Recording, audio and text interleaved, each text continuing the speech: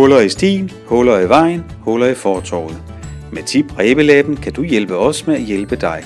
Også hvis du har set bjørneklo, ting der er i stykker eller affald der er havnet, hvor det absolut ikke hører hjemme. Det er gratis at hente Tip Rebel der, hvor du henter apps til din smartphone til daglig. Når du tipper os, får du selvfølgelig en tilbagemelding.